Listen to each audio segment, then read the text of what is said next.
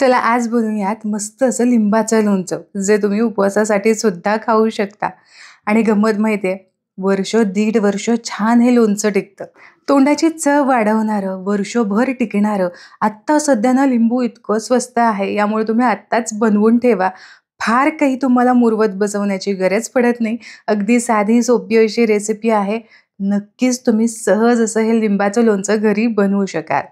तर यासाठी मी काय केलं, चांगले मोठे-मोठे असे लिंबू घेतले, ज्याच्यामध्ये असा छान गर असेल, रस असेल. लिंबाची साल ना पातळ असेल तर चांगलाच आहे. लक्षात घ्या, लिंबू आपल्याला पिवळे धमक असेच घ्यायचे आहेत आणि पण यावरती ना फारसे डागसुद्धा नकोत. आता इथे मी साधंच पाणी घेतलेलं आहे, कारण लिंबावरची साल पातळ आहे आणि जर लिंबावरची साल जर अशी थोडीशी जाड असेल, लिंबू थोडेसे हिरवट असतील, तर अशा वेळेस आपल्याला इथे कोमट पाणी घ्यायचं आहे.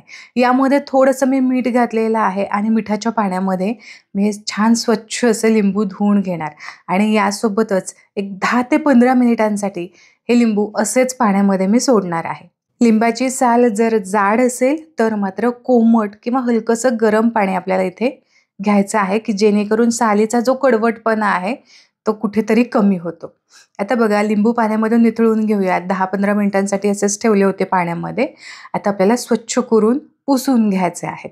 लिंबाचं हे लोणचं ना आपल्याला बराच दिवस टिकवायचं आहे. वर्ष, दीड वर्ष टिकवायचं आहे ना, म्हणून अजिबात पाण्याचा एकही थेंब याला नको. म्हणून छान कोरडी करून ठेवायची किंवा तुम्ही अशीच जरा वेळ फॅनखाली ठेवू शकता. मस्त कोरडी होतील. संपूर्ण लिंबू इथे छान असे पुसून घेतलेले आहेत. आता लिंबू चिरायला घेऊ. अरे हो, हे लिंबू ना वजनी प्रमाणानुसार बरोबर अर्धा किलो आहेत आणि छान टपोरे आहेत. तर आता लिंबू चिरून घेऊयात. लिंबू चिरत असताना यामधल्या बियासुद्धा आपल्याला काढायच्या आहेत, कारण बियांमध्ये भरपूर कडवटपणा असतो. यामुळे चिरताना तुम्ही 4 फोडी करून चिरल्यानंतर लिंबामधल्या तुम्ही बिया काढू शकता किंवा कसंही तुम्हाला जसं सोपं वाटतं त्या पद्धतीने तुम्ही काढू शकता. आता लिंबू चिरत असताना फक्त एक काळजी घ्यायची, की यामधला रस ना फार असा चिरताना वाया जायला नको. यामुळे जरा धार असणारा चाकू असेल तर बरं पडेल. आता बघा, याच पद्धतीने संपूर्ण बिया वेगळ्या करायच्या, एका लिंबाच्या 8 फोडी करून घ्यायच्या. असे सगळे लिंबू मी चिरून घेते. आता इथे बघा, संपूर्ण लिंबू मस्त असे चिरून झालेले आहेत, बिया वेगळ्या करून झालेल्या आहेत आणि आता आपल्याला चिरून ठेवलेल्या या लिंबाच्या फोडी आपल्याला एका वेगळ्या बरणीमध्ये काढून घ्यायच्यात.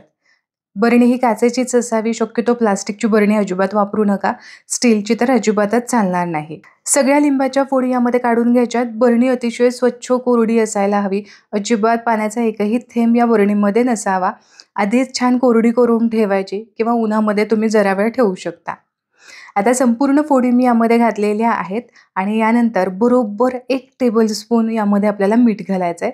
साधं पांढरं मीठ घातलेलं आहे आणि यासोबतच आपल्याला हे लगेचच झाकण लावून मस्त असं हे मीठ या सगळ्या लिंबांना लावून घ्यायचं आहे. रेग्युलर पोह्याचा चमचा असेल तर त्या चमच्याने 3 चमचे तुम्ही इथे मीठ घातलं तरी सुद्धा चालणार आहे. आता छान हे मस्त मिक्स करून घेतलेलं आहे. सगळ्या लिंबांना व्यवस्थित मीठ लागलेलं आहे. वेळ असेल तर 4 ते 5 दिवस असेच हे लिंबू तुम्ही ठेवू शकता. नसेल वेळ, बरोबर 24 तासानंतर तुम्ही लगेचच करण्यासाठी सुद्धा घेऊ शकता. तर इथे मी 4 दिवसांसाठी लिंबू असेच मुरत ठेवले होते. अगदीच उन्हामध्ये वगैरे ठेवायची गरज नाही. असंच तुम्ही ठेवलं तरी सुद्धा चालणार आहे.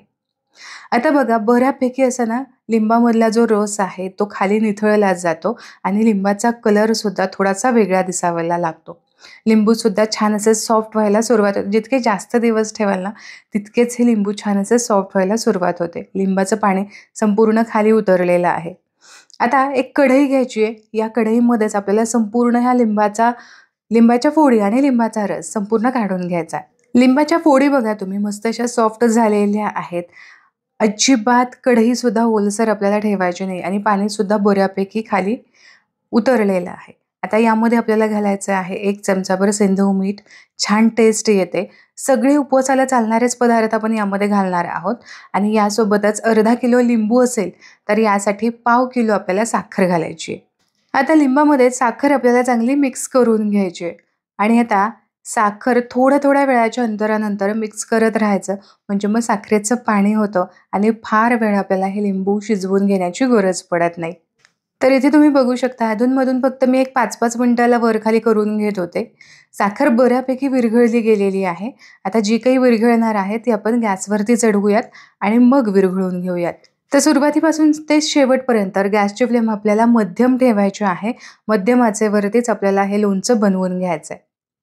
आता इथे बघा साखर जी आहे ती बऱ्यापैकी मेल्ट झाली आहे. थोडीफार जी काही वाटते ती आधी संपूर्णपणे मेल्ट करून घेऊ.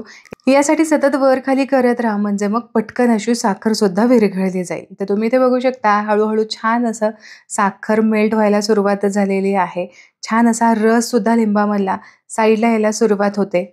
साखर चांगली विरघळली गेली की यामध्ये 1.5 टीस्पून घालायचं आहे लाल तिखट किंवा लाल मिरचीची पावडर इथे घातलेली आहे आणि रंगासाठी तितकंच म्हणजे 1.5 टीस्पून आपल्याला काश्मीरी लाल मिरची पावडर घालायची आहे की जेणेकरून लोणच्याला छान मस्त रंग येतो. घातलेली मिरची पावडर चांगली मिसळून घ्यायची आहे. गॅसची फ्लेम मी मीडियमच ठेवलेली आहे. आता चांगली मिसळून घेतली की याला एक उकळी येण्याची आपल्याला वाट पाहायची आहे. रेग्युलर पोह्याचा अंदाज जर सांगायचा असेल तर 1-1 चमचा मी इथे मिरची पावडर आणि यासोबतच काश्मीरी लाल मिरची पावडरसुद्धा घातलेली आहे. आता गॅसची फ्लेम मी लो केली. लो फ्लेम करून यावरती झाकण ठेवायचं आहे आणि एक उकळी येण्याची वाट पाहायची. तर इथे तुम्ही बघू शकता हलकीशी उकळी फुटायला सुरुवात झालेली आहे.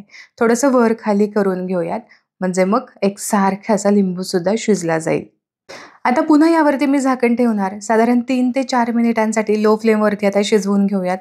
खूप वेळ शिजवण्याची गरज नाही. इथे तुम्ही बघू शकता संपूर्णपणे यामधला जो रस आहे, साखर, मीठ असं संपूर्ण एकजीव झालेला आहे. मस्त रंगसुद्धा दिसतोय. 3 ते 4 मिनिटांसाठी झाकण ठेवून मी शिजवून घेतलं होतं.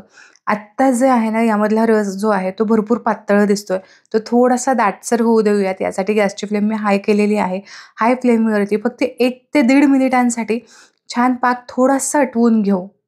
तर तुम्ही इथे बघू शकता फार काही मी आटवलेलं नाही. साधारण 1 मिनिटभरासाठी हाय फ्लेम ठेवली होती. थोडासा दाटसर वाटतोय. हा पाक थोडासा कमी वाटतोय. गॅसची फ्लेम इथे मी बंद केलेली आहे. जसं थंड होईल तसा आणखीन जास्त दाटसर हा होणार आहे. आणि आता तुम्ही बघा हळू जशी वेळ होईल ना आणि जसं हे थंड व्हायला सुरुवात होईल ना, तसं मस्त असं दाटसर लोणचं तयार होतं. त्यामुळे आधीच खूप दाटसर बनवू नका. नंतर थंड झाल्यावर आणखीन खूप जास्त दाटसर हे होतंच. लक्षात घ्या गरम लोणचं लगेच बरणीत भरायचं नाही. हे आपल्याला असंच ओपन ठेवायचं आहे, की जेणेकरून छान थंड होईल. थंड झालं संपूर्णपणे, की मग आपल्याला बरणीत भरून ठेवायचं आहे. यावरती झाकणसुद्धा ठेवू नका. वाफ धरली जाईल, वाफेचं पाणीसुद्धा होऊ शकतं आणि हे या लोणच्यामध्ये पडू शकतं. म्हणून हे असंच ओपन ठेवायचं साधारण 2-3 तास आणि यानंतर तुम्ही झाकण ठेवू शकता. साधारण एक 5 ते 6 तासांसाठी हे लोणचं असंच मी कढईत सोडलं होतं. तुम्ही इथे बघू शकता. मस्त रंगसुद्धा छान डार्क झालाय आणि सोबतच याचा थिकनेससुद्धा तुम्ही बघू शकता. मस्त दाटसर असा दिसतंय.